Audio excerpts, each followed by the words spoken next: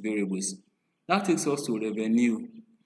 We go and check the spreadsheet. The spreadsheet, you can see that revenue is discrete, so we can replace with the mean value. So what we do is we look for the mean value for revenue and we use the replace command. So for revenue, the mean value is, we copy the mean value 2.62,611,963. Then copy it, type replace revenue is equal to this if revenue is equal to 2 is equal to, don't forget, dot, click enter. So again, type summarize to see if it is done. You can see revenue has become 103. Then you can see that we still have one missing value. We still have one variable that is not equal to the other. That's years of farming experience group. Remember that we have categorized our farming experience before we started cleaning the data set. So this is to tell us that before we start any analysis on our data set, it is always advisable to clean the data set first. So after we have cleaned the data set, we can now start carrying out any analysis on it. So because of that, we are going to recategorize that variable so that we can address the values that are missing inside it. Now let's recategorize years of farming experience. So for years of farming experience, the minimum value is 1, the maximum value is 48.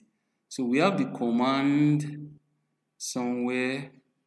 Let's just pick the command and edit it.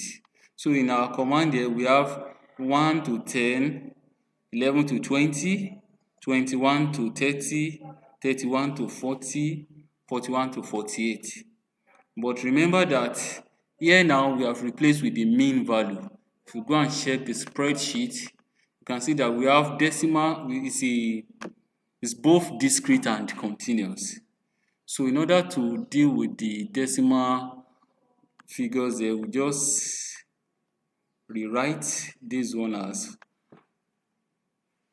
1.001. Then let this one be 11.001. Remember, we want to capture this decimal figure after for that variable. So 0.001. Let's do the same for this one. 0.001. 0.001. Let's give it a new name that is different from what we have before. Let's call this one, let's shorten it, and let's click enter. So if we now tabulate these new variables that we just generated, you can see that yes. So one value is missing there, which is 11.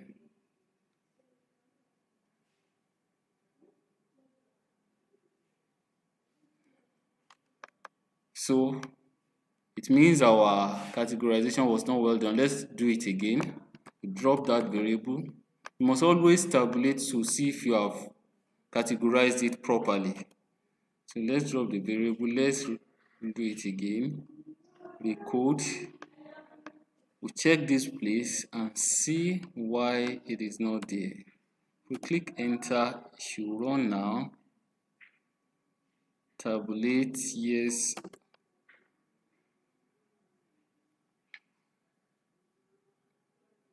Okay.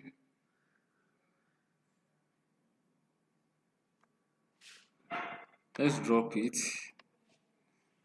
And this time around, let us see if we just write 11. Click enter. So it has captured it. Then tabulate. So sometimes when dealing with continuous variables, categorizing them can be quite tricky, but it is better to check very well and be sure that all the numbers fall within those class intervals before you leave that particular variable. So that is how. So now once we have done that, we now have 2 years of farming experience groups. Drop the one that is no longer needed. The one that has 97 observation is no longer needed. Let's drop that one. So we drop that one, and so we can now check. Let's summarize. Click enter. So when you look at it now, you now see that we have this under properties, we have 103 observations. In our table, for all the variables, we have 103 observations. That is telling us that our data is properly cleaned and there are no missing observations inside our data set anymore. So that is how to clean your data set. But to further see this one, let's go to the spreadsheet. So if you go to the spreadsheet and you look at it, all over you can see that there are no missing observations, there are no missing values anymore in our data set. At this point, you can now begin to do serious analysis on the data set. So this is how to clean your data set. Once again, to clean your data set, there are two methods for cleaning the data set. These methods depends on the type of variable inside the data set. For variables that are discrete, continuous, or both discrete and continuous, we replace the missing values with the mean value.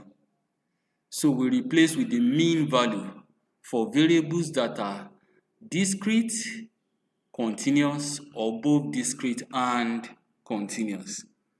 However, for variables that are qualitative, for example, variables like gender, variable like marital status, variable like educational level, or variable like credit access, we cannot replace with the mean value because there are no mean value for gender or for marital status or for educational level. So in those cases, we drop the cells that are missing using keep if not missing command. But you have to be careful when dropping the missing values, because in some cases there could be so many missing observations in some particular variables, and when you apply the missing values, it can reduce your sample size drastically, that it may no longer be sufficient to carry out the desired research. So apply caution when dropping missing values as a method of cleaning your data set. Nonetheless, there's always a very good method for cleaning your data set, particularly if the cells that are missing are not too much. Just drop the cells that are missing. If the cells that are missing are very many, the way to go is to ignore that particular variable and go to other variables and apply the cleaning methods to it, especially when that variable is not important to your research. So there are some variables that are collected as part of your data collection process, but they are not central to your analytical process. If those variables have a lot of missing values in them, you may just ignore them. Don't use them to clean your data set so that they do not lead to large loss of your data samples. So This is the end of the class on cleaning of your data set. Thank you very much.